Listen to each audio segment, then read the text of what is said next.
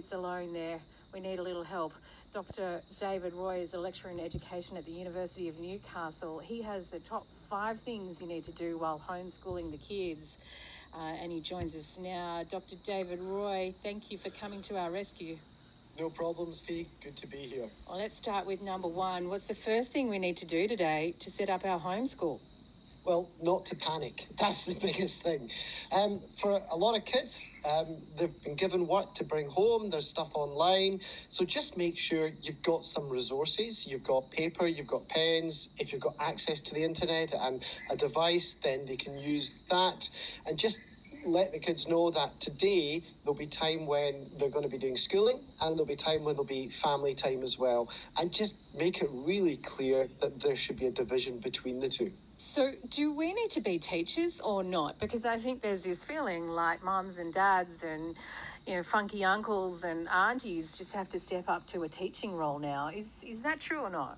No, that's not what it's about. I mean, all parents are teachers. They are probably the primary teacher of every child that there is, but you're a teacher's aide. Schools have been working really hard while they're teaching in the classroom in the evenings and at weekends, getting together resources to take home, to have online. I cannot believe just how hard our staff have been working.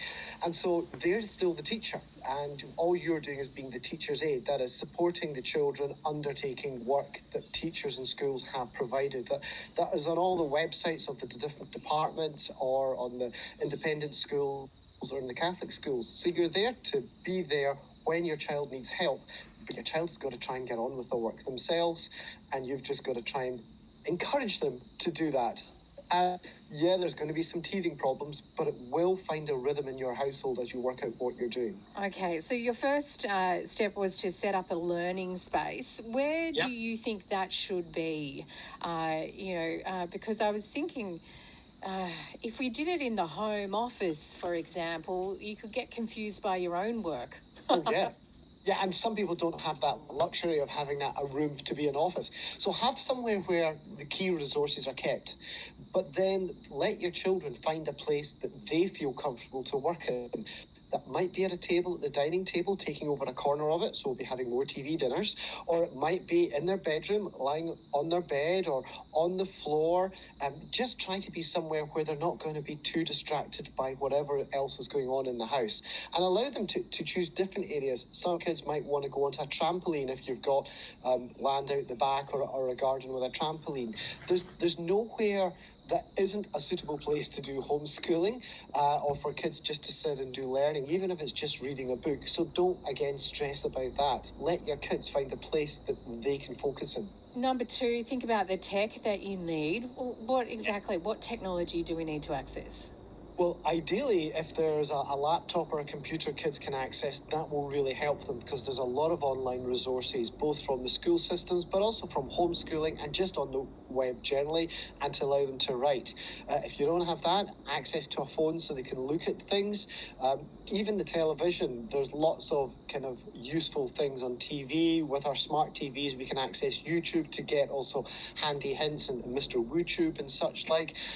But basically, having a pencil and a pen and a book to read, that's the key technology that kids will need if there's nothing else. Number 3, create a structure. So at the beginning of the day, do they need to know what their day will look like? Yeah. Well, for most kids, they're not going to be homeschooling for a long time, we hope. It should just be a couple of weeks. So we want to kind of keep the school day structure that they're already used to, so that there's not a massive change. We want to keep things as normal for kids as we can. Get your kids to tell you what their school timetable was if you can't access it online. So if they were doing English work at, say, between 10 and 11 in the morning, do some English, do some reading, do some writing, try to attempt the tasks. Don't just say who is the character in a book. Ask what is a character. Try to get them to understand how books are working, but try to keep it as regular if you can at the moment to the normal school day of 9 till 3 with good breaks set in time, unless you're feeling confident enough to do a more unschooling kind of homeschool situation where you explore ideas and you move away from the school curriculum. But only do that if A, you feel confident, and B, your kids have got into the rhythm of learning from home. You mentioned that teachers have been really working really hard to get us to a point where they can jump online at some point and their classroom should be there. Will each school let every parent know how to access that? They should be doing that. They should be sending notes home. The schools are still open. If you're not sure what to do, contact your school. Contact your school during school hours. Just remember, many teachers are making themselves available. They're also having to juggle their children at home as well, on being in the school, and potentially having to deal with illness that is now going to come into the fray here. So be respectful of that. Teachers are human beings. Give them space, give them time, and be polite and respectful like you would expect to be yourself. But do contact your school if you're needing support. They're there to help you. That's their role. There was a suggestion that we need to be patient as parents right now. Like if they have a couple of days where they're not homeschooled and it kind of starts next week, that's not a problem. Just give teachers a bit of space to get it together. Is that a fair call? That is a very fair call. And also actually give yourself space to get it together. This is going to be hard for families who are not used to this, as you said, your partner is at home as well. It's dad's school today. He's going to have to get used to that as well, as are the kids in this new situation. So we should not rush into things too fast. Don't avoid it, but give people time just to adjust and also just to come to terms with actually being at home within a pandemic around us. The biggest important thing is for us to just be caring to each other, to show love, and just to be a family and keep our health. I would just say to everyone, if you do not need to send your kid to school because it's urgent to send them to school, then don't.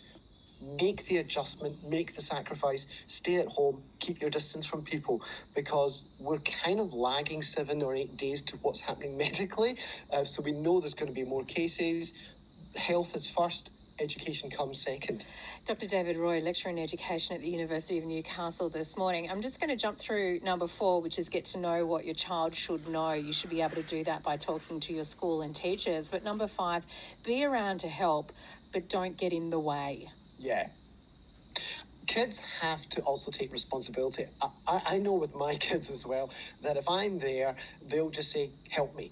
And sometimes you've got to take a step back and say, well, you try to work it out first, and it's okay for your kids to get it wrong. In fact, it's really good for your kids to make mistakes, because by making mistakes, you then learn how to get it right the next time. So give your children time to try and do the activity themselves.